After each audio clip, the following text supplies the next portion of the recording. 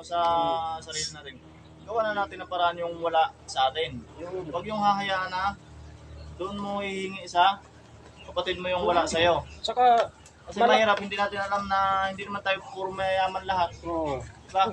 Bali ko puro mayayaman lahat. At kahit kay Hook na ako humingi ng pangangailangan ko.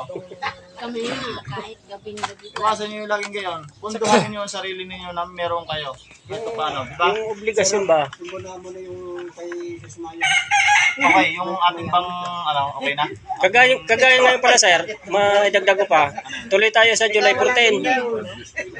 Yun, isa pa pala yun. Yun. Kapatid, makinig muna. Oh. July 14. Sa July 14.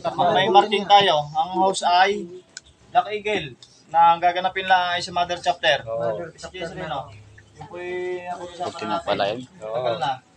So, ang mga aspirant, ano na yan ha, settle agad yan.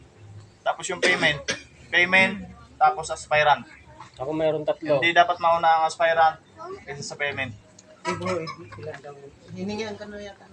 Isa pa lang. Pero yung dalawa, nagdadalawang isip pa. Kasi dalawa eh.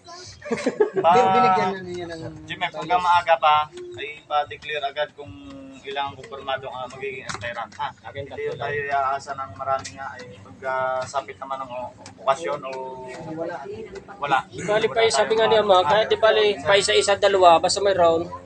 Pag naipon-ipon, marami. Oo, ay kung sa ano, pinaka-standard natin sa pataas. Hanggang mari 15 pataas. Okay, so tapos na. Tapos na ating pag-meeting. At proceed muna tayo sa ating mga pagsaluhan. So, yan ang natin.